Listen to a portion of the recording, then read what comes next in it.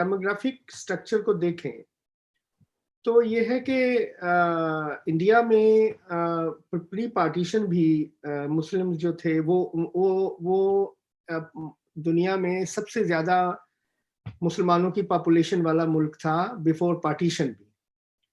और आज भी अगर वो उसको इकट्ठा कर लें तो even today it would be, यानी इंडोनेशिया नहीं रहेगा मोस्ट पॉपुलस कंट्री अगर इंडिया प्री पार्टीशन आप उसको देखें।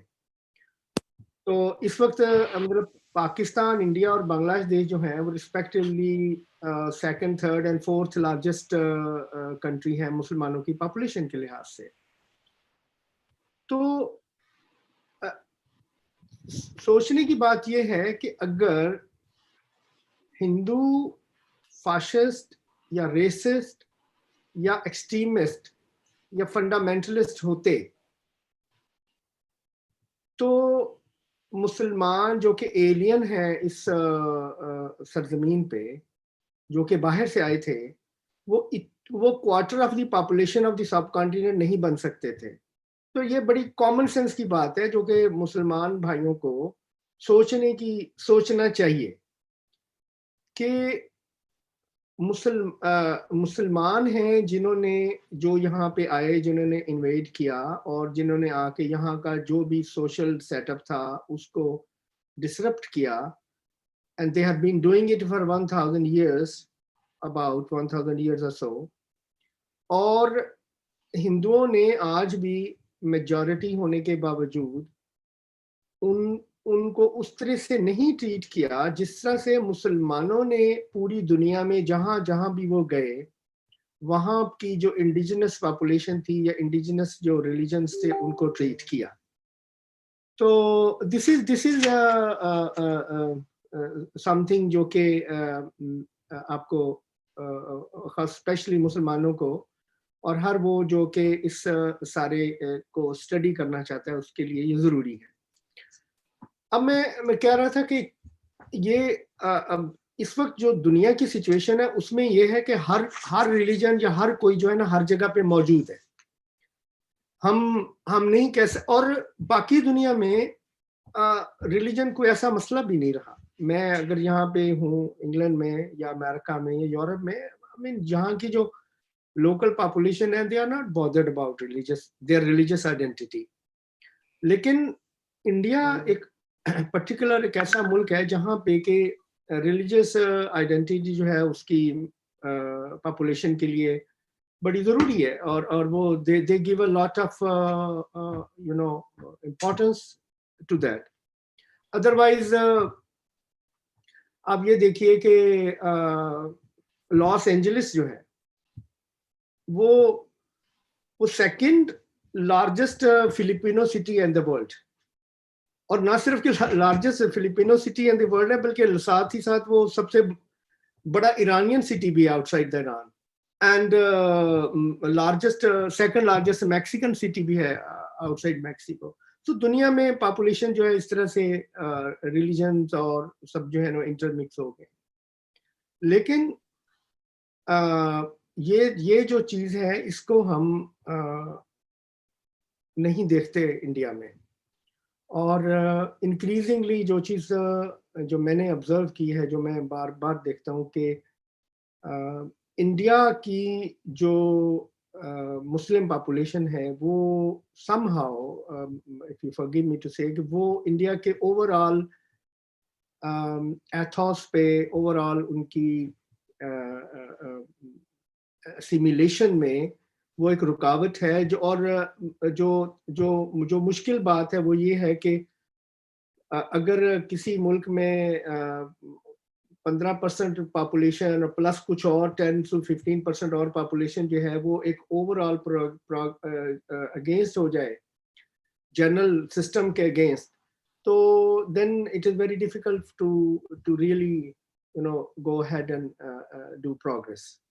ये बड़ा अच्छा पॉइंट रहा है आपने, क्योंकि मेरा अगला प्रश्न लगभग इसी से जुड़ता हुआ था। ये कॉन्फ्लिक्ट तो काफी पुराना है, मतलब हम कई 100 सालों तक जा सकते हैं जहाँ पे हम इस्लाम और हिंदुत्व के कॉन्फ्लिक्ट की बात कर सकते हैं।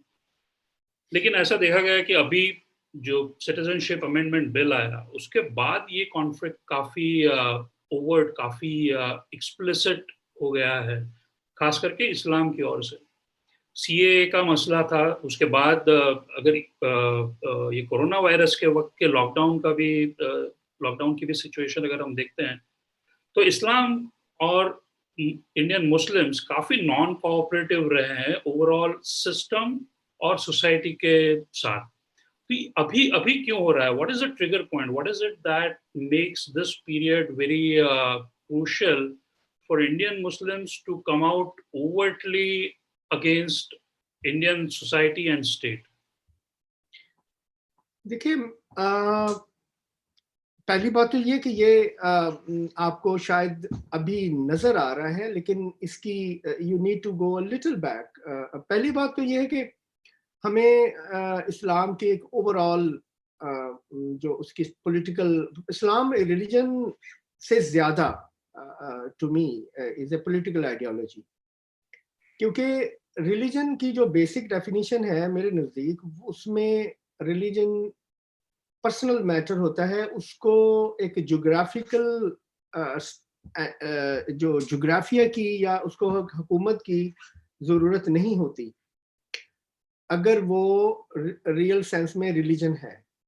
जबकि जो पॉलिटिकल आइडियोलॉजी है, जो कि मैंने काफ़ी लिखा भी है इस पे, कि वो बुनियादी तौर पे इस्लाम को एक इस्लाम एक सुपरमैसिस्ट आइडियोलॉजी है, जिसको के हुकूमत करने के लिए उसको हुकूमत पे कब्जा करना है, उसको सरजमीन चाहिए, उसको मतलब जब मुसलमानों ने पाकिस्तान का मुतालबा किया था तो उस वक्त उन्होंने यही कहा था कि हमें एक अलहदा खित्ता चाहिए जिसमें हम अपने मर्जी से हुकूमत कर सकें या इस्लाम के असूलों को चला सकें।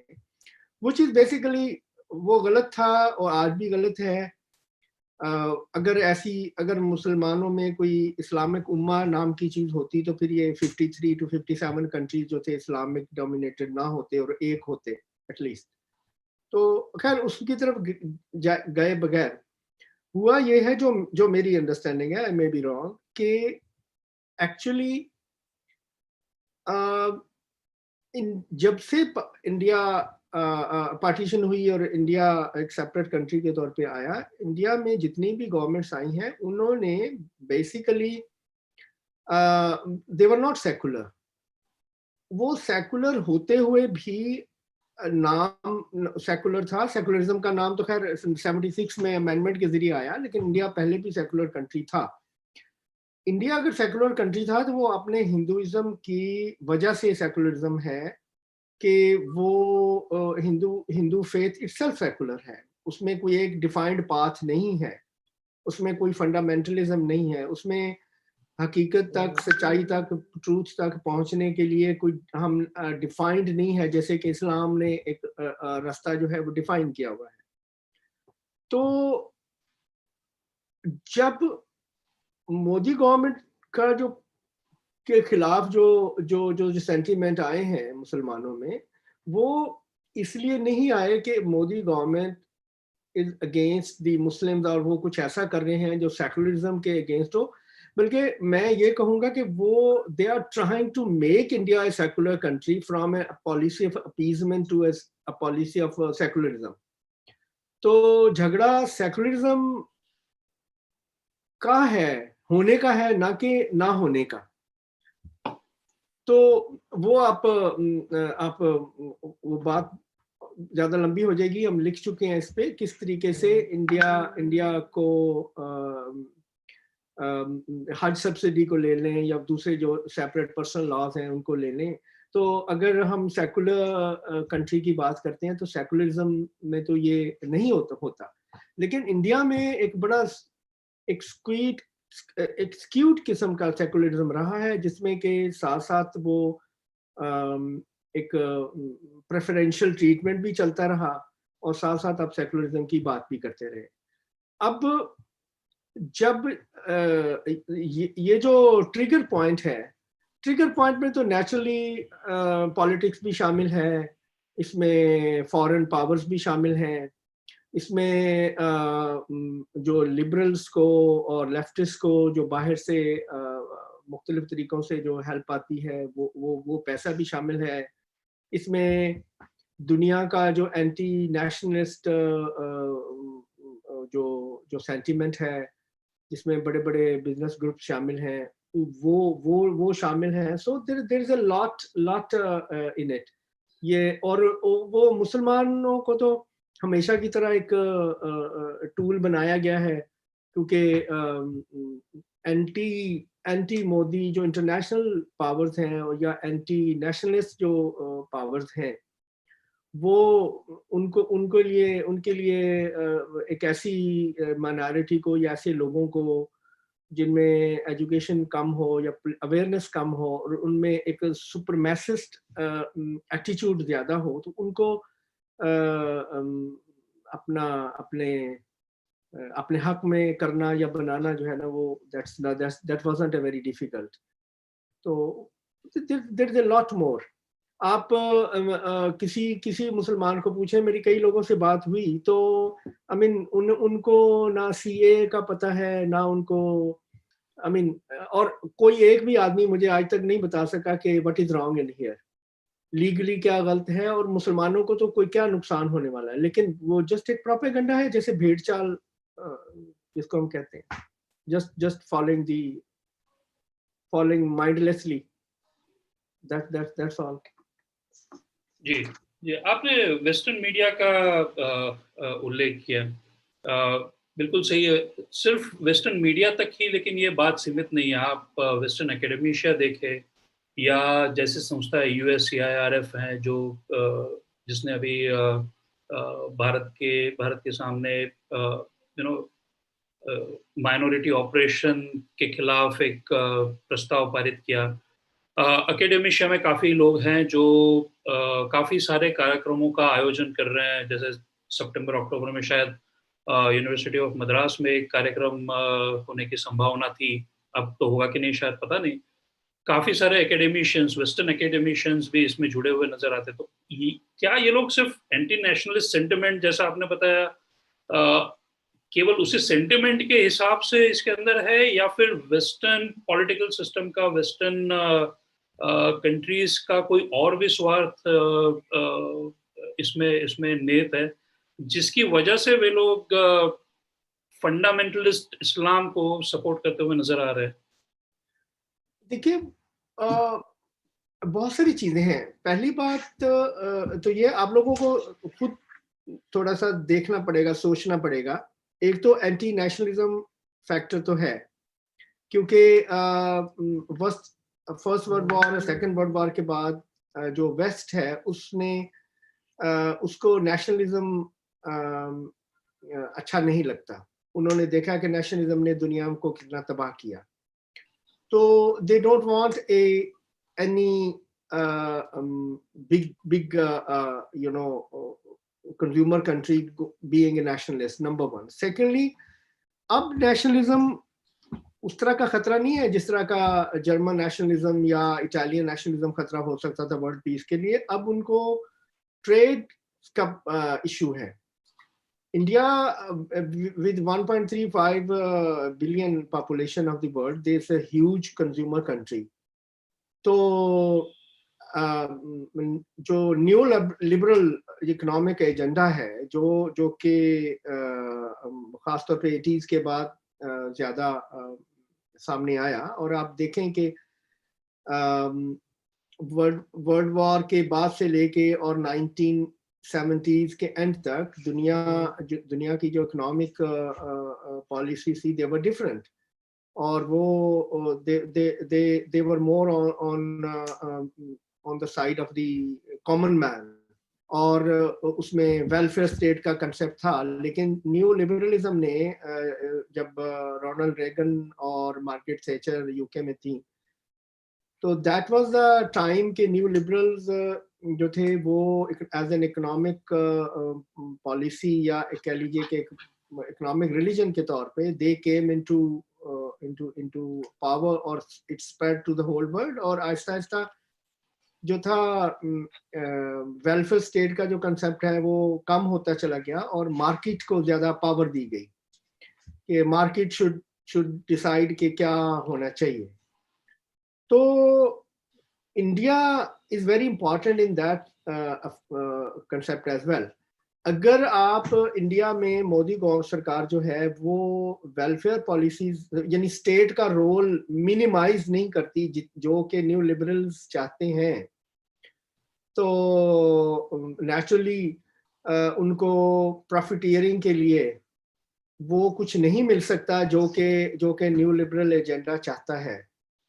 तो मेरा मेरा आई मीन मेरा इंट्यूटिवली ये ख्याल है कि इसमें इसमें न्यू लिबरल्स मोदी जो है मोदी गवर्नमेंट को आप देखें, जैसे उन्होंने ये रिसेंटली कुछ सेकंड टर्म में जो काम किए हैं वो बुनियादी तौर पे न्यू लिबरल एजेंडा और मार्केट लिबरलाइजेशन के खिलाफ जाते हैं। तो वो एक ह्यूज फैक्टर है एंड दैट्स व्हाई के whole world press has been unleashed you know into a synonymous campaign। और अब मैं एक दिन जस्ट अप्रैल के आखिरी 15 दिन के अखबार देख रहा था वर्ल्ड के, from New York to London to Riyadh to Al Jazeera to Qatar to Saudi Arabia, everywhere to Europe to France, सबकी हेडलाइन जो हैं वो एक तरह से हैं, सब एक ही चीज कह रहे हैं। वो खा तबलीगी जमात का इशू हो, शायद वो कोविड की बात हो, वो उससे पहले दिल्ली राइट्स की बात हो, कुछ भी हो, उनका सबका एजेंडा एक ऐसे लगता है जैसे एक ही राइटर ने जो है ना सब कुछ लिखा है। तो वो तो नेचुरली है एक और मेरा ख्याल है कि जो जो इंडियन गवर्नमेंट है they are not actually doing enough to कि वो उनके जो वो हैं क्या आप कहते हो उनके जो जो पॉलिटिकल मिशंस हैं ऑल ओवर द वर्ल्ड, क्या कहते हैं आप इसको, एम्बेसीज वगैरह, तो they are not really countering that kind of a propaganda really well. Right. So if I have to summarize, it means India is sort of waging a two-pronged battle. दो अलग-अलग चीजों के साथ वो अभी संघर्ष में है। एक है इस्लाम जो कि अपने पॉलिटिकल वर्चस्व के लिए लड़ रहा है, और दूसरी तरफ है western powers which is more from commercial and economic perspective. आपने ये भी कहा कि इंडिया जो कर रहा है, जिस तरह से अभी उसको काउंटर कर रहा है इस स्ट्रैटेजी को, इस प्रोपेगेंडा को, वो इनफ नहीं है। क्या होना चाहिए आपकी राय में? How can we ensure that we can create a counter narrative and set out what we want to do and what we are in right perspective in front of the world? What is it that we need to do? I think internally as well as externally जब भी ऐसी situation होती है आप उसको दोनों तरीकों से करते हैं। इंटरनली आपको गवर्नमेंट को अपना जो पॉइंट ऑफ व्यू है वो बहुत ज़्यादा वेहमेंटली स्ट्रांगली पुट अक्रॉस करना चाहिए अब दुनिया के सामने भी, और इंटरनली भी अपने आप को ऑर्गेनाइज करना चाहिए। और देखें, बात यह है कि अगर हम किसी मसले को उस वक्त तक हल नहीं कर सकते जब तक कि हम पहले ये समझ न लें कि हाँ, हम रियलाइज ना करें और एक्सेप्ट ना करें कि प्रॉब्लम हाँ है। तो अगर तो हम कहते रहेंगे कि हाँ जो है एक्सट्रीमिज्म रिलीजन में नहीं होती, वो तो बस लोगों में होती है, और इस्लाम तो रिलीजन ऑफ पीस है, और जो है ना भगवत गीता और कुरान एक ही चीज़ है, और सारे रिलीजन एक ही जैसे होते हैं, और इस किस्म की जो चीज़ें हैं, इससे शायद आप कुछ देर के लिए, I mean it is just like dusting under the carpet, कुछ देर के लिए तो आप अपना दुनिया को दिखा लेंगे कि सब कुछ ठीक है, सब कुछ साफ है, लेकिन जो प्रॉब्लम है वो तो वहीं रहेगा। तो प्रॉब्लम को आइडेंटिफाई करना दो जितना भी मुश्किल हो, और फिर उसको उसको आइडेंटिफाई करने के बाद उसको उसके then only then you can think of the solution.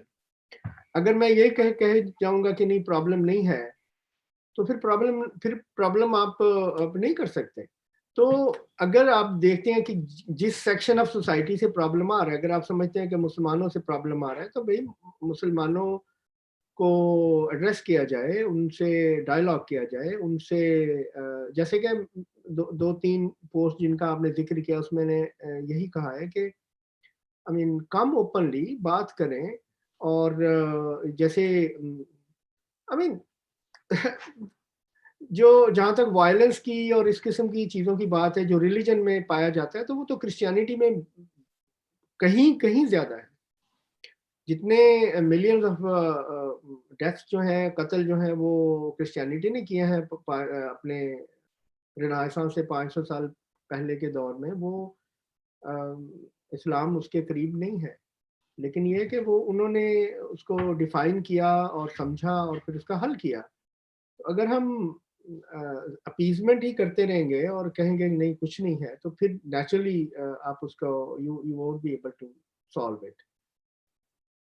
और सेम जो है हमें इंडिया को अपने जो अपनी अपनी जो पॉलिटिकल मिशंस हैं उनके ज़रिए और अपने इंटेलिजेंसिया के ज़रिए एक जो जो काउंटर काउंटर नैरेटिव है, वो इस्लामिक वर्ल्ड में भी ओआईसी और इस्लामिक वर्ल्ड को बताने की ज़रूरत है कि भाई we are the largest country of anywhere, और प्लस हम लार्जेस्ट हैं अमंग द दोज कंट्रीज जो कि मुस्लिम डोमिनेटेड नहीं है। तो आप हमें बात करें। आपको एक इंटरेस्टिंग चीज़ नोट करें कि एक तो मुझे अब काफ़ी उम्मीद है कि कुछ कम होएगा, एक्सट्रीमिज्म कम होएगी, क्योंकि कोई भी चीज़ जो है वो विदाउट फाइनेंसेस तो नहीं चल सकती।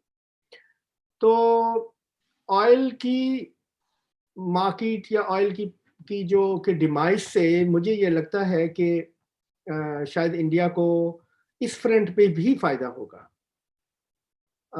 क्योंकि आप ये नोट करिए कि सोवियत यूनियन ने, जब वो यूएसएसआर था सोवियत यूनियन, तो कम्युनिस्ट रशिया ने 1917 से लेके और सॉरी 1921 से लेके और 1991 तक, अराउंड 60 इयर्स में फिगर्स हैं कि उन्होंने कम्युनिज्म की एक्सपोर्ट के लिए अपना जो प्रोपेगेंडा था उसके लिए उन्होंने $7 बिलियन खर्च किया, जो बहुत छोटी रकम है, लेकिन this is what they spent अपने प्रोपेगेंडा के लिए। मैं इसमें आर्मामेंट वगैरह की बात नहीं कर रहा। सऊदी अरेबिया ने, आपको हैरत होगी है शायद, 55 इयर्स में $100 बिलियन खर्च किया है वर्ल्ड वाइड, और उसका जो मेजॉरिटी है पैसा वो कहाँ आया है? वो इंडिया, पाकिस्तान और बांग्लादेश, इन 3 मुल्कों में। ट्रेजेक्टरी ऑफ एक्सट्रीमिज्म इन इस्लाम, उसको अगर आप देखें तो 74 से जब ऑयल की प्राइसेस, ऑयल एम्बार्गो लगा और ऑयल की प्राइसेस गई और पेट्रो डॉलर्स की इनकम जो थी सऊदी अरेबिया को गई एकदम से बहुत ज्यादा, तो 74 से एक्सट्रीमिज्म की ट्रेजेक्टरी इन मुल्कों में एग्जैक्टली अगर आप उसको प्लॉट करें तो वो एग्जैक्टली जो है ऑयल की प्राइसेस के साथ मैच करता है वो ग्राफ। तो जितना ऑयल की जितना सऊदीज का जो वहाबी इस्लाम है उसकी जितनी उसकी फंडिंग बढ़ती गई, उतनी ही एक्सट्रीमिज्म की फंडिंग बढ़ती गई। वो मुल्ला जो के शाम को गांव में रोटी के लिए गांव से उसको रोटी मिलती थी, वो जो थे जब वो कलाशनकोफ और पजेरोस में पाकिस्तान में नजर आए, तो आप खुद सोच लें कि विद इन ईयर्स क्या हाल हुआ। तो एक तो ये है कि वो जो $100 बिलियन उन्होंने खर्च किया है, अपने 55 इयर्स में, उसका नेचुरली उसका ये असर है जो जो आपको आज इंडिया में और पाकिस्तान और बांग्लादेश में स्पेशली नजर आता है। क्योंकि सऊदी अरब का ये मसला था, उन्होंने ये करना था, क्योंकि 85% मुसलमान जो हैं दुनिया के, वो वो उस रीजन में नहीं रहते जहां से कि इस्लाम निकला था, ठीक है ना। तो मतलब मुसलमानों की तादाद यूरोप में 44 मिलियन है और सऊदी अरेबिया में 32 मिलियन है, 32। यानी इतने मुसलमान तो यूरोप में हैं, उससे कम मुसलमानों की आबादी जो है वो सऊदी अरेबिया की है। तो सऊदी सऊदी अरेबिया का तो कस्टमर्स का प्रॉब्लम है ना, उसका तो कस्टमर्स का प्रॉब्लम था, दे नीडेड कस्टमर। आपको पता है कि इनका जो रेवेन्यू है, रेवेन्यू वो एक साल का हज से, सिर्फ हज से, उम्रा और दूसरी नहीं, सिर्फ हज से वो अराउंड $18 बिलियन होता था। इस साल हज नहीं होगा तो it's a big business. Extremism जो है वो डायरेक्टली रिलेटेड है उस फंडिंग से। तो इंडिया को इस फंडिंग को, मदरसास को, इस चीज को वो रोकना होगा। और अगर कोई वहां पे रीजन की आवाज उठाता है, अगर कोई कहता है कि भाई कल कल 2-3 दिन पहले मैं एक टीवी प्रोग्राम देख रहा था जिसमें एक मुसलमान पार्टिसिपेंट ने कोई अमन की बात हो रही थी, विचार हो रहा था, तो उसने अपने कानों से हेडफोन निकाल दिए। तो और जब उसको कन्फ्रंट किया गया तो उसने कहा कि जी मैंने तो रोजा रखा हुआ है और इस वक्त इफ्तार का बात थी, तो I don't want to listen to all this. तो जो अमन की कोई कोई एक अमन के लिए कोई दुआ हो रही है, वो नहीं वो सुन सकते। और लेकिन ये है कि वो ये चाहते हैं कि 5 वक़्त की अज़ान जो है वो लाउड स्पीकर्स पे जो है वो पूरे इंडिया में बल्कि पूरी दुनिया में गूंजे 5 वक़्त। और अगर कोई उस पे कोई बात करेगा तो उसको आप कहेंगे ये इस्लामोफोब है। तो ये इस्लामोफोब की जो टर्मिनोलॉजी है, this need to be checked. Reasonable बात करना इस्लामोफोब नहीं है। जब आप अजान देने का आज से 1400 साल पहले हुक्म आया था तो उस वक्त ना लाउड स्पीकर थे, ना कोई ऐसा वक्त का तय्युन था, ना लोगों के पास घड़ियां थी, ना कुछ और था। तो वो ठीक है, that might have been a useful.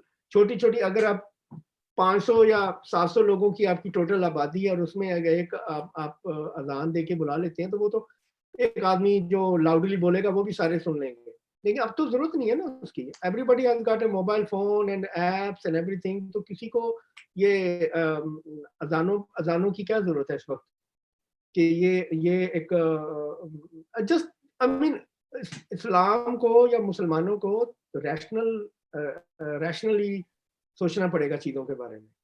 और हिंदूज को या मोदी गवर्नमेंट को ये देखना पड़ेगा कि हम क्या सिर्फ अपीजमेंट कर करके कहाँ तक हम जाएंगे। यू हैव टू चैलेंज अगर आप चेंज करना चाहते हैं किसी चीज को, और challenge with love, with compassion and with reason and with logic. लड़ाई से नहीं, बात करके, डायलॉग करके, एक टेबल पे बैठ के बात करें। डायलॉग, नेशनल डायलॉग होना चाहिए। जी बिल्कुल, मुझे लगता है काफ़ी सारे ऐसी आवाज़ें सब और से इस्लाम से भी आ रही हैं, जैसे आप कह रहे हैं। वैसे काफ़ी सारे लोग आजकल रैशनलाइजेशन की बात करते हैं, तो ये एक अच्छी साइन है। हो सकता है इसी रास्ते पर आगे चलकर इस सारी कॉन्फ्लिक्ट्स का कोई ना कोई हल निकले। ये बातचीत एक बड़े इंटरेस्टिंग पड़ाव पर आके रुकी है। व्यक्तिगत रूप से मेरे खुद के काफ़ी प्रश्न हैं। मुझे लगता है शायद हमको आगे कभी बात करनी पड़ेगी उसके बारे में। उपस्थित लोगों के भी काफ़ी प्रश्न होंगे, जो सौभाग्य उनके भी मुझे I am sorry to cut you, मुझे थोड़ी सी सलीस ज़बान उर्दू में बात कीजिएगा, मुझे समझ नहीं आई आपके पूरे question. Ji, ji. Yeah. So all I was saying was, we are at a very interesting stage of conversation. I personally have quite a lot of questions, but I'm sure the participants today would also have many questions of their own. So given the constraints of time, I think we can move towards question answer session right now.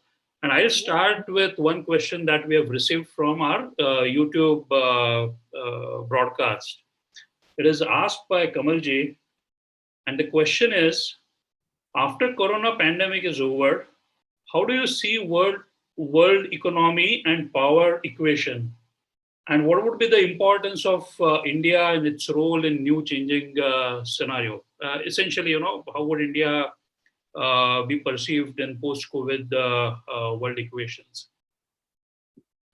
बाकी सारे सहभागियों के लिए अगर आपको प्रश्न पूछना है तो आप अपने चैट बॉक्स में जाके रेज हैंड कर सकते हैं. हम यहाँ से आपको अनम्यूट करके एक के बाद एक प्रश्न पूछते जाएंगे. खालिद जी.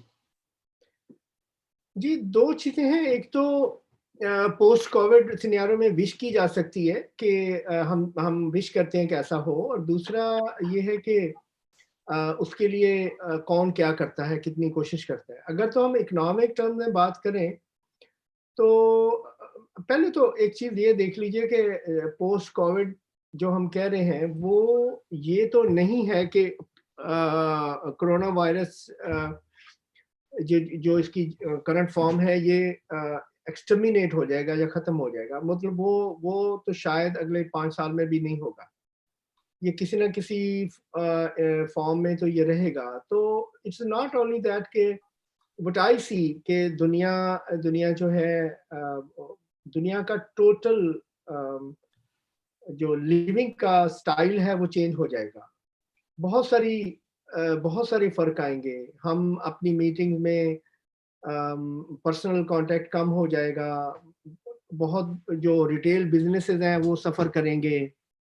हम जो ह्यूमन कांटेक्ट है उसमें काफ़ी सारी चीज़ें बदलेंगी. जब तक कि कोई पूरी दुनिया को वैक्सीनेट नहीं किया जाता या आई डोंट नो वेदर कि वैक्सीन आ भी सकेगी कि नहीं.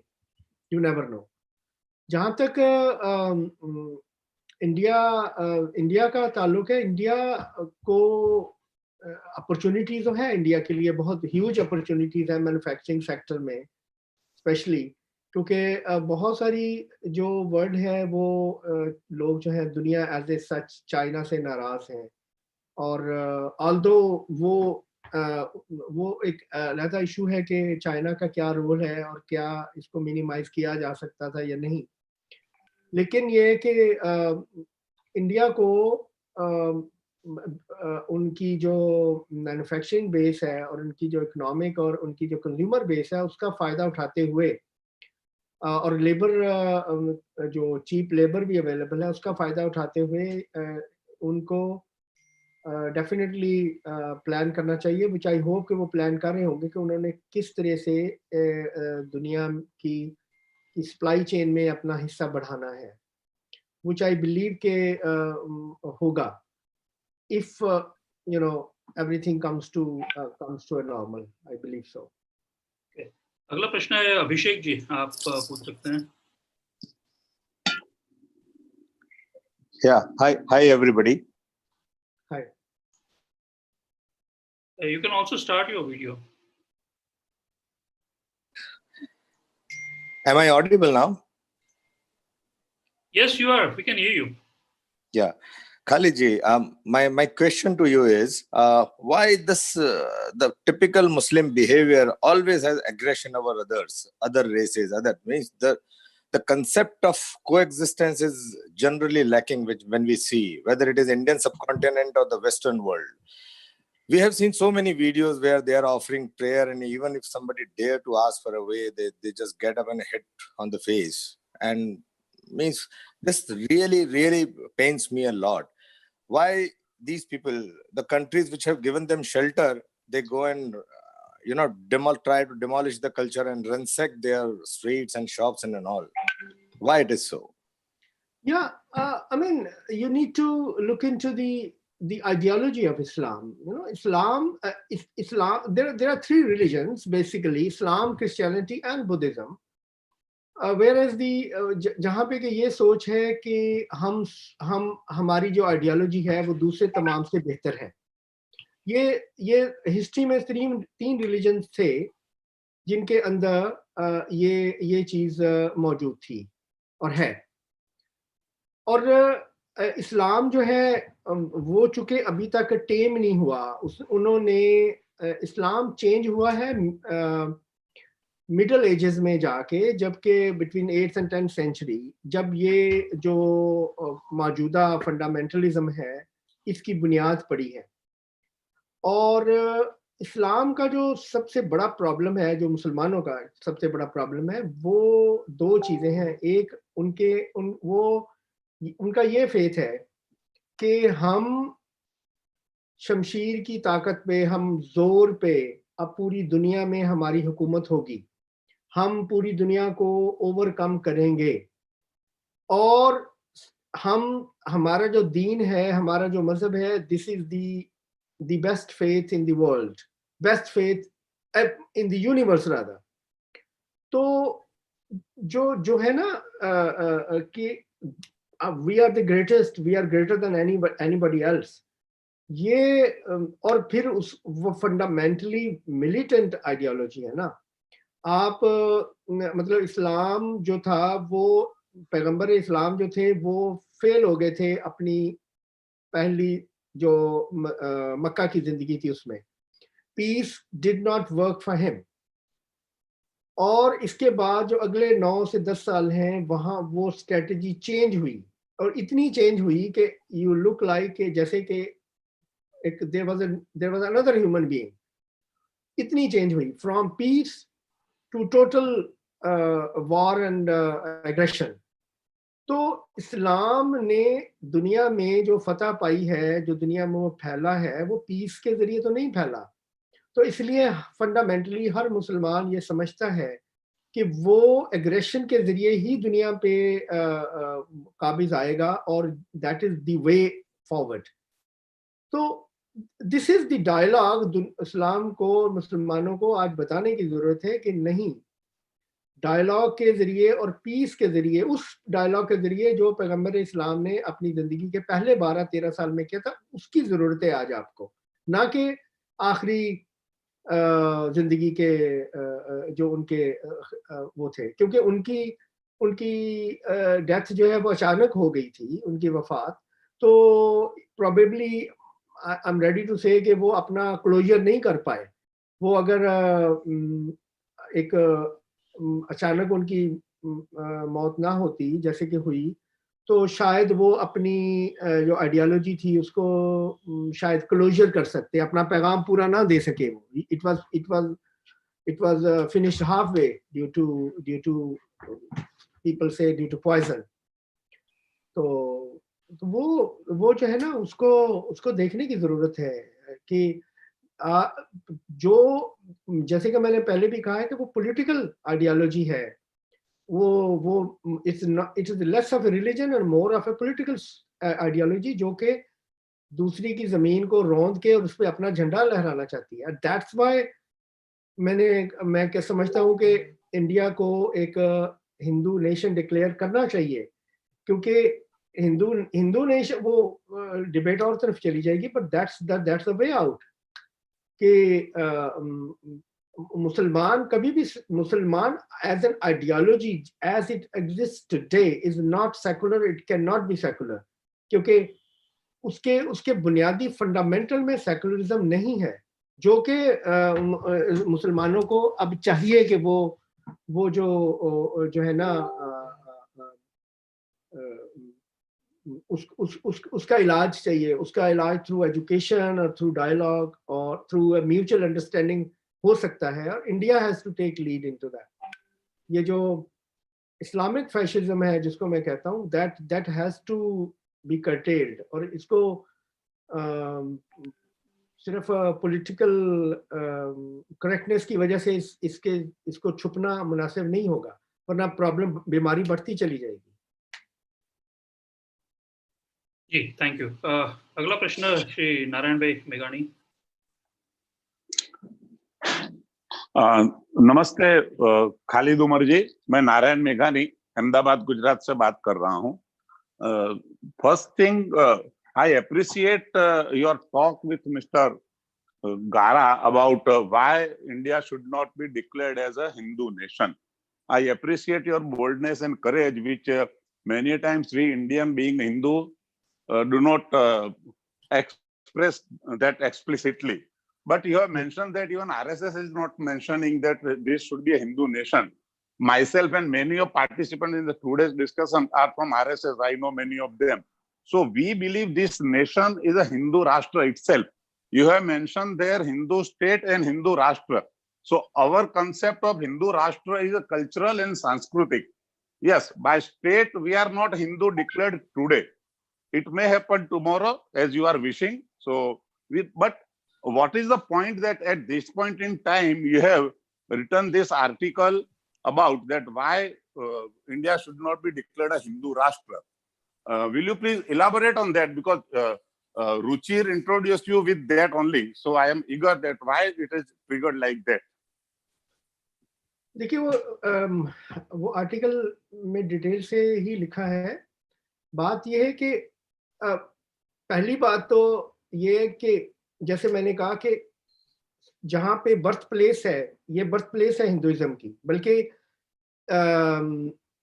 जो अब्राहमिक रिलीजन्स हैं उनको छोड़ के, तो ये तो ऑलरेडी बर्थ प्लेस है बाकी तमाम रिलीजन्स की, दुनिया के जितने बाकी रिलीजन हैं। अच्छा, और ना सिर्फ के हिंदुइज्म जो है वो 85% बल्कि 90% of the Hindus are living in this one country, जबकि मुसलमान जो हैं वो सिर्फ सऊदी अरेबिया में जो मुसलमान है 1.6% है of the total Muslim population. तो हिंदुइज्म जो है, जो धर्म है, उसको अगर जब आप अगर ये तो एक क्लियर कट बात है कि इंडिया जो है वो हिंदुओं के लिए एक रादर द ओनली अबोर्ड, एक ही जगह है जहाँ पे वो जा सकते हैं और वो रह सकते हैं। और आप देख लो कि वो ऑलरेडी 15 से 20% वो 15% मुसलमान है, अराउंड 5 to 6% जो है वो क्रिश्चियंस और दूसरे लोग आगे। तो just look at the future of the धर्म। अगर आप, क्योंकि मैं जो कहता हूँ Islam can not be a secular country, Islam is not a secular ideology. तो इस्लाम मेरे ख्याल के मुताबिक हिंदुस्तान को मुसलसल ब्लैकमेल ही करता रहेगा in the name of secularism. तो वंस फॉर ऑल आप कहें कि India is a Hindu nation और ये यहाँ पे सेकुलर ही होगा, वो तो सेकुलरिज्म तो इंडिया के ना सिर्फ कॉन्स्टिट्यूशन में है बल्कि हिंदुइज्म के अंदर सेकुलरिज्म मौजूद है। तो सेकुलर, लेकिन अगर दुनिया के जो है वो 53 मुस्लिम डोमिनेटेड कंट्रीज हो सकते हैं, तो इंडिया जो है वो क्यों एक हिंदू नेशन नहीं हो सकता, और क्यों नहीं होना चाहिए? आपकी जो 5000 साल पुरानी तहजीब है और जो जिसमें के सिर्फ जो है ना क्या बोलते हैं आप, आयुर्वेदिक से लेके और योगा से लेके और हर चीज जो है जो which is an ethos of Hinduism, उसको आप कैसे और प्रोटेक्ट कर सकते हैं, कैसे? और बात यह है कि Hinduism itself will be in danger. ये आप टाइम्स टू कम आप देखें, क्योंकि मुसलमान मिलिटेंट आइडियोलॉजी है और that takes over very very quickly. अगर इसमें हम लिख चुके हैं कि किस तरीके से जब ये इनकी तादाद किसी माशरे में फैलती है तो क्या क्या प्रॉब्लम पेश आते हैं। यूरोप में अभी कुछ मुल्कों में 5%, किसी में 7% हुए हैं। तो यहाँ पे किस तरीके के प्रॉब्लम्स आ रहे हैं। जब अगर ये 15% से 30% हो जाती है another 50 years, what will happen? तो अगर अगर तो दोनों चीजों को इलाज करने की जरूरत है ना, एक्सट्रीमिज्म का इलाज थ्रू एजुकेशन और थ्रू थ्रू करने की जरूरत है प्रॉपरली। जी, अगला प्रश्न लेंगे हम श्री उमेश जी पुरोहित से।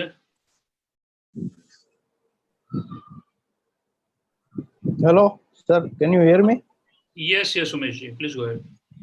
यस सर, मेरा क्वेश्चन ये है कि सर जी ने बोला कि Hinduism is itself secular ideology and Islamic is confused ideology, peace और वॉर।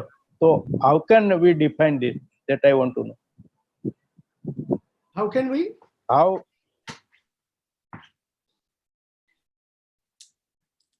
उमेश जी, आपके प्रश्न का अंतिम भाग फिर से एक बार दोहरा दीजिए। यस सर ने बोला कि हिंदुइज्म की जो आइडियोलॉजी है, सिद्धांत है, वो इटसेल्फ सेक्युलर ही है। वो सिद्धांत वो सेक्युलर की बताता है। वो विचारधारा, हिंदू धर्म का जो सिद्धांत है वो सेक्युलर ही है। और इस्लामिक है वो it's a confuse peace and war. तो वो समझ में नहीं आया मेरे को। अच्छा, Khalid ji, he wants further explanation on what exactly you mean by Hinduism being a secular in itself and Islam being, a religion of war. देखिए ना, हिंदुइज्म में आप खुद देख ले, हिंदुइज्म में आपके पास 500 नहीं 5000 तरीके हैं रियलिटी तक पहुंचने के। वो जबकि इस्लाम में सिर्फ एक ही तरीका है रियलिटी तक पहुंचने का। तो इस पे हम काफी डिटेल से बात पहले कर चुके हैं कि हिंदुइज्म जो है उसमें मैं एथियस्ट भी हो सकता हूँ और मैं हिंदू भी हो सकता हूँ, मैं एग्नोस्टिक भी हो सकता हूँ और मैं हिंदू भी हो सकता हूँ, मैं कुछ भी हो सकता हूँ, still I can be Hindu. तो मुसलमानों में तो ऐसा नहीं है ना। सेकुलरिज्म का मतलब ये है कि देयर इज हिंदू जो फेथ का सेकुलर होने का मतलब ये है कि वो आपको किसी खास जैकेट में जकड़ता नहीं है, किसी स्टेट जैकेट में, कि यही करना है, इसी तरीके से ही करना है तो तुम मुसलमान हो, तुम हिंदू हो।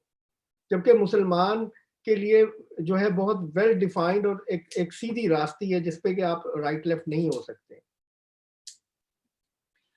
जी, अगला प्रश्न मैं पूछने जा रहा हूँ हमारे नीरजा जी की ओर से। आपने थोड़ा बहुत तो उल्लेख किया कि Indian government how it should counter the narrative coming from Islam and especially from Western media. What are additional things? What are some concrete steps that we can do? I mean, where is it lacking right now?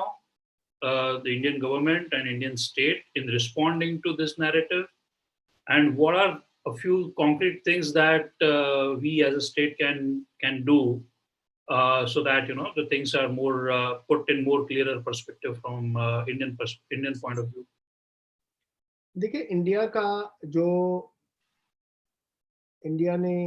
की जो safety net है वो तो उसका secularism है। और secularism does not mean के किसी की अपीजमेंट की जाए। मुसलमानों के अब एक विचार कैसे पैदा होता है किसी इंसान में? पहले उसके घर से, फिर उसके स्कूल से, फिर उसके रिलीजन जैसे उसको पढ़ाया जाता है। रिलीजन को पढ़ाने के भी बहुत सारे तरीके हैं ना। इस्लाम जो है, इस्लाम भी दो इस्लाम है। एक वो इस्लाम है जो मक्का में था और एक वो इस्लाम है जो मदीना में था। एक इस्लाम वो है जब आप माइनॉरिटी में थे और आप पावरफुल नहीं थे, एक वो इस्लाम है जब आप पावरफुल थे। तो एक अमन का है, एक अग्रेशन का है। तो मुसलमानों को बुनियादी तौर पे जो जब हम डायलॉग की बात करते हैं तो डायलॉग ये है कि उनको उनके सामने ये रास्ता उनको दिया जाए कि peace is the thing which can really make a difference in our lifes. अगर हमारे अंदर पीस नहीं होगा तो ना मुल्क तरक्की करेगा, ना आप तरक्की करोगे। We are one in this. और उनके पास, मुसलमानों को ये पता होना चाहिए कि उनके पास और कोई रास्ता नहीं है और कहाँ जा सकते हैं वो, यही इंडिया ही उनका देश है, इंडिया में ही उन्होंने रहना है। तो जो एक आप हिंदू हो या आप मुसलमान हो, आपके लिए रोजगार इंपॉर्टेंट है, आपके लिए ट्रांसपोर्ट ज्यादा अहम है, आपके लिए आपका जो आपकी एजुकेशन है, आपके हॉस्पिटल्स हैं, ये चीजें ज्यादा अहम है, और ये मुसलमान को भी उतनी ही चाहिए जितनी हिंदू को चाहिए या किसी और को चाहिए। तो रिलीजन जो है उसको एक पर्सनल मैटर होना चाहिए, जो कि उसके घर तक महदूद हो, इवन वो मस्जिदों से और मीनारों से भी वो अजाने ब्लेयर अप ना हो, और they should stick to their own faith. और सबसे जो अहम है वो ये रिलीजन दोनों जो है, क्रिश्चियनिटी और इस्लाम दोनों जो है ये तबलीग के मजहब हैं। आप निकलते हैं जत्थे बना के और तबलीग करते हैं और लोगों को कहते हैं कि जी हमारी तरफ आओ, this is something we should immediately stop. और गवर्नमेंट को, जैसे कि मॉस्क्स हैं, जितनी मस्जिदें हैं, उनको गवर्नमेंट को उनकी, जिसको कहते हैं ना नेशनल, उनका जो, अगर स्कूलों में आप नसाब जो है, जो करिकुलम है, उसको आप कंट्रोल करते हैं, तो इसी तरह से मस्जिदों में जो कुछ पढ़ाया जा रहा है, जो कुछ बताया जा रहा है, उसको भी कंट्रोल करने की जरूरत है, बिकॉज दैट्स द वे। अगर आप प्रोपेगेंडा को और हेट स्पीच को मना करते हैं नेशनल प्रेस पे या टीवी पे या मीडिया पे, तो वही किस्म की हेट स्पीच और वही जो प्रोपेगेंडा है, उसको रिलीजन के नाम पे, रिलीजियस इदारे में क्यों आप उसको अलाउ करते हैं कि मॉस्क में मुल्ला जो है वो पलपट पे बैठ के और वो आपको हेट्रेड की और तंग नजरी की और जंग की और लड़ाई की और अग्रेशन की बातें सिखाए, और वो इसको आप इसलिए बर्दाश्त करते रहें कि ये एक रिलीजियस इंस्टीट्यूशन के अंदर ये सब कुछ हो रहा है। तो that is something you need to take control. जी, वैसे तो 1 घंटे का समय खत्म होने आ रहा है, लेकिन काफी सारे लोगों को काफी प्रश्न है। Khalid ji, if you have time, would you mind if I can continue for 2-3 more questions?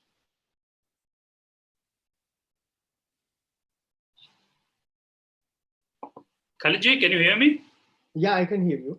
Yeah, as such, the time is over, but there are a lot of people who still want to ask questions. Would you mind if we can continue for 2 No, sure, no problem. Okay. Thank you. अगला प्रश्न है मुकेश चंद्र शर्मा जी से। Mukesh ji,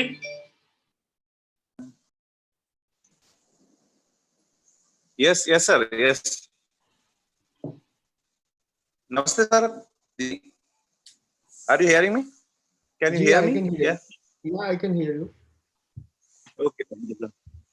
sir, मेरा प्रश्न है कि जैसे ये कट्टरता अगर धर्म में बढ़ रही है, आपने थोड़ा सा उल्लेख भी किया, क्या हमको जो धर्म ग्रंथ हैं इनको थोड़ा बदलने पर या इनमें एडिट करना चाहिए, ऐसा कुछ चर्चा, नैरेटिव चलाना चाहिए क्या, डिस्कशन होना चाहिए इस पे क्या? जो कुरान हदीस या जो भी है इनकी या तो एक्सप्लेनेशंस गलत करते हैं। बिल्कुल, मैं इस पे कह चुका हूं कि देखें, क्रिश्चियनिटी, ये पहले भी बात हो चुकी है, क्रिश्चियनिटी जो है उसमें कहीं ज्यादा वायलेंस है, इस्लाम से ज्यादा, कुरान से ज्यादा क्रिश्चियन बाइबल में वायलेंस मौजूद है।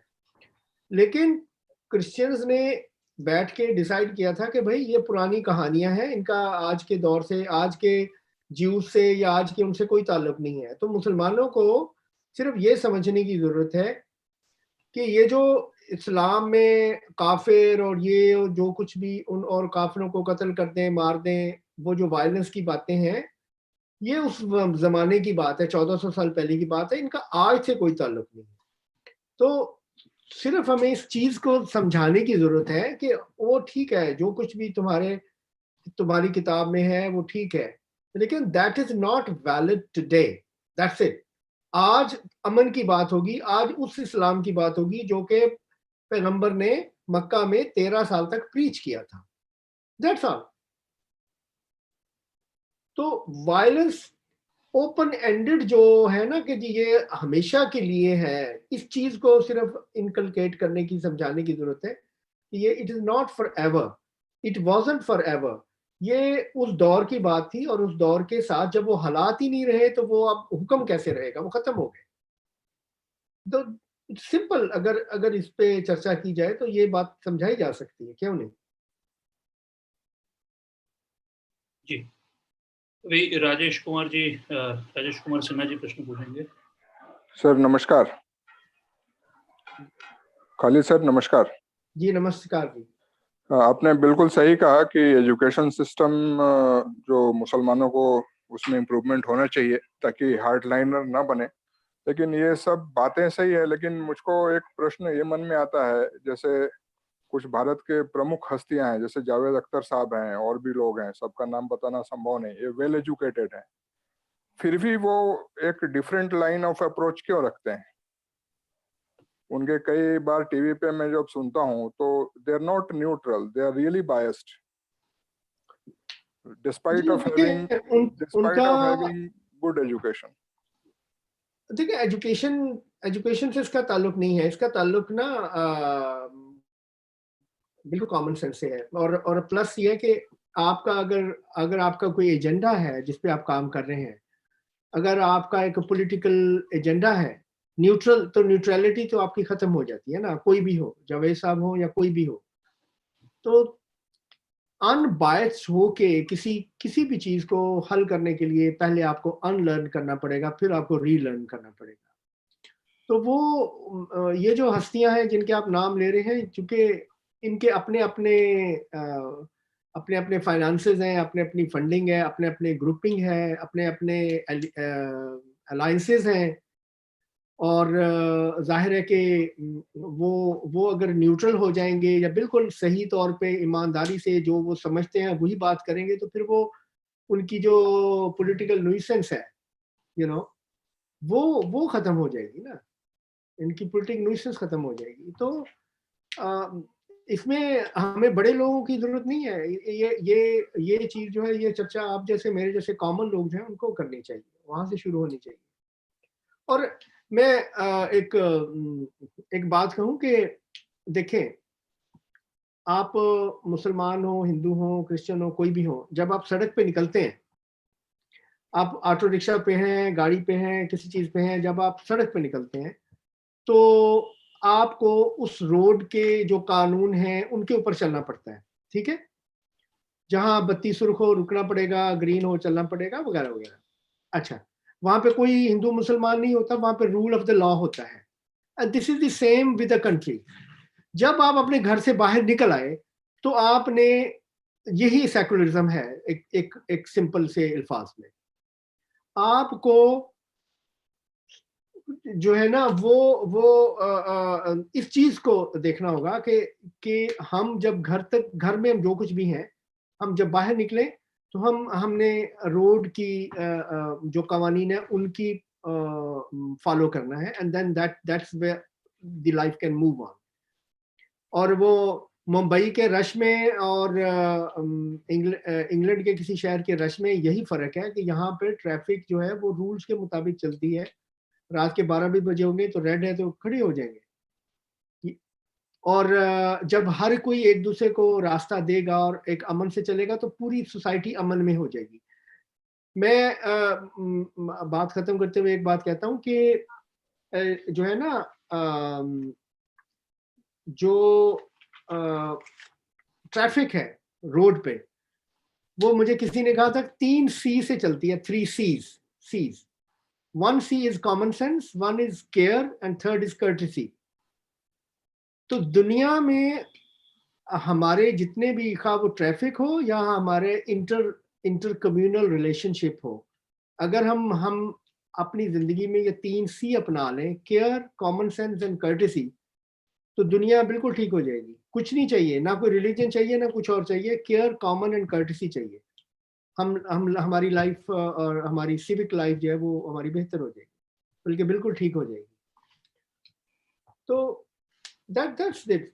चीजें कहने को सिंपल है, लेकिन अपनाने के लिए विल चाहिए थोड़ी सी। जी, अगला ये प्रश्न है, ये YouTube से आया है, देवांशु जी शर्मा ने पूछा है, can rationality be expected from group of people who are fundamentalist towards a particular book? दोबारा इसको बोलिएगा।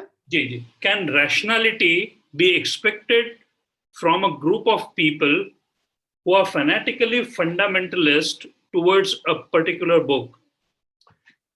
वो तो जाहिर बात है कि नहीं। अगर आप ये तो क्वेश्चन में जवाब भी इसका खुद ही उन्होंने दे दिया कि रैशनैलिटी कहाँ से आएगी जब आप फंडामेंटलिस्ट होंगे तो, ठीक है, वो तो जाहिर है नहीं आएगी। लेकिन वही बात है ना कि आपको दो तरीकों से चलना होगा ना। एक जो आने वाली नस्ल है उसको आपने कैसे एजुकेट करना है। जिन्होंने आज अगर अपने स्कूलों में मदरसों में आप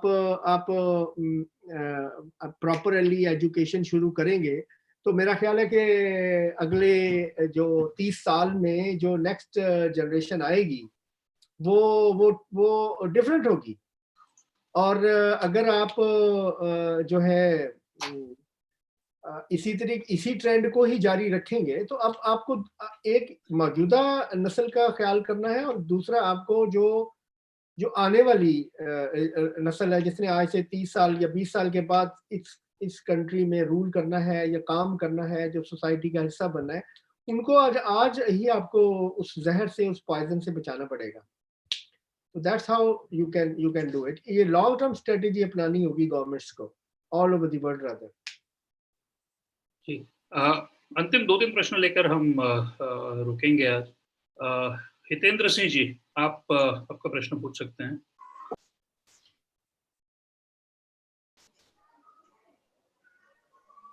हितेंद्र सिंह जी, आपको अनम्यूट किया है, आप प्रश्न पूछ सकते हैं।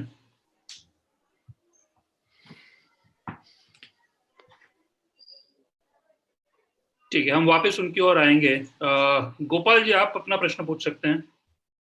हाँ जी, नमस्ते खालिद जी। नमस्ते जी।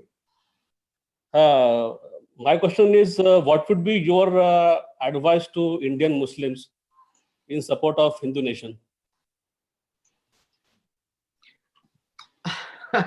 मेरी एडवाइस पे तो किसी ने क्या चलना है। मैं यही कह सकता हूँ कि अगर कॉमन सेंस की जो मैंने बात की है वो कॉमन सेंस यही है कि अगर 53 इस्लामिक नेशंस हो सकती हैं तो भाई एक हिंदू नेशन के होने से क्या प्रॉब्लम होगा।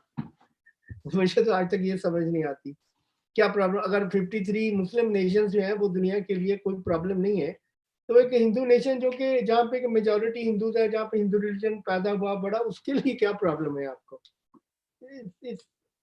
It should be taken as simple as that, common sense. अगर इस्लाम जो है वो और फिर देखें कि वर्ल्ड वाइड दुनिया में जो हिंदूज हैं उन्होंने कितनी फंडामेंटलिज्म या कितनी दुनिया में अमन खराब किया है और उसके खिलाफ मुसलमानों को देख लें तो अपने अंदर झांकना पड़ेगा ना कि आप जहां भी अभी बम ब्लास्ट हो जाए तो सबसे पहले ये ख्याल आएगा कि हो ये देखना किसका नाम क्या है, इसका रिलीजन क्या है और why majority of the terrorists are Muslims all over the world जहां भी कुछ होता है। तो ये जब तक हम अंदर नहीं झांकेंगे एज ए मुसलमान, हम अपने अंदर नहीं झांकेंगे उस वक्त तक नेचुरली हम फिंगर पॉइंटिंग दूसरों पे करते रहेंगे। जब एक उंगली दूसरे के उठाते हैं तो चार आपकी तरफ इशारा कर रही होती हैं। This is something we need to think. Ashish Kumar ji, आप पूछ सकते हैं आपका प्रश्न। हेलो, नमस्कार सर। आवाज जा रही है मेरी? हाँ जी, सुन सकते हैं। हाँ सर, मेरा दो सवाल है, एक छोटा है एक थोड़ा बड़ा है जी। सर, पहला सवाल ये है कि क्या दुनिया में कुरान का एक ही वर्जन है कि अलग अलग वर्जन है? और सर दूसरा सवाल ये है कि जो इंडिया में जो सर सेक्युलरिज्म का जो बर्डन है वो केवल सर हिंदुओं पर है। और सर मैं अभी 2 साल पहले कॉलेज पास आउट हुआ तो जो युवा वर्ग है उनसे मेरा काफ़ी संपर्क है। तो मैंने देखा है कि लोगों को लगता है कि माइनॉरिटी राइट्स के नाम पे, माइनॉरिटी शब्द के नाम पे तमाम तरह के वो अधिकार जो एक तरफा हैं वो एक समुदाय विशेष को बस इसलिए क्योंकि वो नेशनल लेवल पे माइनॉरिटी है वो दे दिया जाए। तो सर इसके ऊपर क्या विचार है आपका? देखिए, पहली बात वर्जन जो है जिसकी आप बात कर रहे हैं, कुरान के कुरान एज ए बुक जो था वो प्रॉफिट की जिंदगी में कभी एज ए बुक नहीं बनी थी, ठीक है। तकरीबन ये जो लोग जो मुसलमान ये कहते हैं कि जी उस प्रॉफिट खलीफा उस्मान के दौर में किताब का दिया गया था, उसको किताब कंपाइल की गई थी, जो कि तकरीबन फिर भी कोई 20 से 25 साल का टाइम बनता है आफ्टर द प्रॉफिट डाइड। और दूसरी बात अब ये याद रखिए कि कुरान जो है वो 23 साल की कहानी है। कुरान उस चीज का नाम है जो कि प्रॉफिट ने जो कुछ अपनी 23 साल की जिंदगी में कहा उसको कुरान की शक्ल दे दी गई, लेकिन वो शक्ल जो दे दी गई थी वो मुसलमानों के कहने के मुताबिक 20 साल के बाद थी, उनकी वफात के भी 20 साल के बाद। यानी कि पहली उनकी जो सेइंग थी और जब वो किताब की शक्ल में आई तो मुसलमानों के कहने के मुताबिक उसमें तकरीबन 50 साल के करीब का फर्क आ चुका था, ठीक है। तो लेकिन जो आजकल जो मॉडर्न टेक्नोलॉजी के जरिए कार्बन डेटिंग हुई है उससे पता चलता है कि वो इससे कहीं बाद में कुरान कंपाइल हुआ था, और जब कंपाइल हुआ था इसके बहुत सारे नुस्खे थे। उस मुसलमानों के मुताबिक 300 से ज्यादा नुस्खे थे जो कि जला दिए गए और एक उस्मान ने रखा। तो इस वक्त करंटली वर्जन एक है, लेकिन उस वर्जन के मीनिंग हर शख्स के मुख्तलिफ हैं। ये बहुत ही कंफ्यूज्ड किताब है, लेट मी से, जिसमें के मुसलमान पूरी दुनिया के उसकी किसी एक जो मीनिंग है या उसकी एक जो सेंस है उस पे वो नहीं ला सकते। They are not agreed on one meaning of it. और ये बात जो है मतलब ये बड़ी मुझे बात अजीब लगती है। कॉमन सेंस की अगेन बात है कि ये कैसा कलाम है कि गॉड का आखिरी कलाम है मुसलमानों के मुताबिक, और उसकी एक वर्जन खुदा ऐसा कलाम नहीं लिख सका या भेज सका जिसपे कि कम से कम उस पे आप मेजॉरिटी ऑफ द पीपल तो उस पे वो कर सकें, सहमत हो सकें, हाँ ये इसका यही मतलब है। तो it's the most confused religious book I would say, जहाँ तक मैंने पढ़ा है। जी, अब एक आखिरी सवाल हम लेंगे। डॉक्टर शिरीष जी काशिकर हैं जो आपसे पूछना चाहते हैं। शिरीष जी। नमस्ते खालिद जी। नमस्ते। अभी आपने एक बहुत अहम मुद्दे पर बात की कि जो किताब में मोहम्मद पैगंबर साहब ने जो 13 दिन प्रीच किया, वो जो बात है अमन की बात, शांति की बात, वो अब कोई नहीं कर रहा है। और आपने ये भी कहा कि अगर हमें चीज़ों को सुधारनी है तो चीज़ों को रीराइट करना पड़ेगा। तो इसी सिलसिले में मेरा सवाल ये है कि क्या एशिया में या भारत में आपके ध्यान में ऐसे कोई मौलवी या ऐसे कोई मुस्लिम विद्वान आए हैं जो इस प्रकार का काम कर सकते हैं या कर रहे हो, और अगर कर रहे हैं तो उनका अभी स्टेटस क्या है, और अगर वो इस काम को अच्छी तरीके से अंजाम दे पा रहे हैं तो आने वाले दिनों में उससे क्या परिवर्तन जो है वो Muslim psyche, in general Muslim psyche में आ सकता है? आपका अभ्यास क्या कहता है? मैंने री राइटिंग की बात नहीं की, मैं तो री इंटरप्रिटेशन की बात करता हूँ। री writing will be too much of difficult thing, वो तो मुसलमान कभी मानेगा ही नहीं। तो री इंटरप्रिटेशन हो सकती है जिसमें कि हम ये कहें वही बात के और री इंटरप्रिटेशन इवन वायलेंस की जो वर्सेस हैं उनकी भी हो सकती है अगर कोई करना चाहे। मुझे नहीं मालूम कि इंडिविजुअल लेवल पे तो कुछ लोगों ने शायद कोशिश की हो, लेकिन बात यह ना कि जो भी मौलवी या मुल्ला या एक बड़ा आदमी बन जाएगा वो अगर ये बात शुरू में करेगा तो उसको बड़ा होने से पहले ही मार दिया जाएगा। तो वो कहाँ पे who would be able to say that? It's too difficult। ये तो ये तो ग्रास रूट से बात निकलेगी तो पहुंचेगी, वरना एक वो कहते हैं नकार खाने में तोती की आवाज, अगर एक किसी ने बात कर भी दी तो who would care for it. लेकिन ये है कि इस बहस को या इस बात को लोअर लेवल से शुरू करना चाहिए, स्कूल लेवल पे शुरू करना चाहिए। इस बात शुरू करना चाहिए कि ना भाई तुम्हारी बात ना मेरी बात, let's talk about common sense and logic and love and empathy and humanity, let's humanity be the religion. तो फिर ही शायद ये 10-20 साल 30 साल की बात है, ये it is not something you can do it in a minute. लेकिन दो चीजें से करना पड़ेगा, आज की जो लोग हैं उनको कर्टेल किया जाए और जो आने वाली जो नस्ल है उसको एजुकेट किया जाए।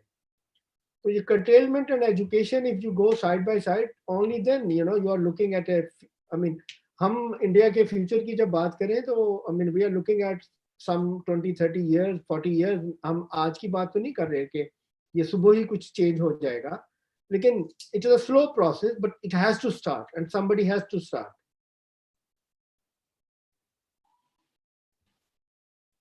और या बाकी मेरे ख्याल में जो हमारे होस्ट हैं शायद टाइम खत्म हो रहा है, अदरवाइज ये बात तो बहुत लंबी है और मजीद भी हो सकती थी। I have to stay. मैं वही कहने जा रहा था कि काफी इंटरेस्टिंग और इंसाइटफुल आपका गाइडेंस रहा। दो काफी इम्पोर्टेंट चीजें जो निकल के आ रही है, वो एक तो ये थी कि मुस्लिम थॉट प्रोसेस किस तरह से अभी काम कर रही है, और अगर उसमें जो फंडामेंटलिज्म वाला पार्ट है उसको उसके साथ डील करना है तो क्या कर सकते हैं। और दूसरा जो ग्लोबल पर्सपेक्टिव वाला पार्ट था, वेयर पॉलिटिकली कॉन्फ्लिक्ट जो है वो पॉलिटिकल मुस्लिम कॉन्फ्लिक्ट जो है वो पॉलिटिकली ड्रिवन है, और वेस्टर्न कॉन्फ्लिक्ट जो उभर के आ रहा है जो इस इस्लामिक फंडामेंटलिज्म को सपोर्ट कर रहा है, दैट इज कमर्शियली ड्रिवन। सो ये काफी एक इंटरेस्टिंग पॉइंट उसमें से पूरे डिस्कशन में से उभर के आया। We would definitely love you to come back at some other point in time and continue from where we are living today. आपका समय निकालने के लिए और हमारे साथ बात करने के लिए काफी धन्यवाद। काफी इंटरेस्टिंग और रोचक पूरी चर्चा रही, और हम जरूर चाहेंगे कि आप फिर से एक बार हमारे साथ जुड़े। You come back to one of our programs and we continue the discussions similarly in future also. Thank you very much, sir. No problem. सभी सहभागियों का भी काफी धन्यवाद।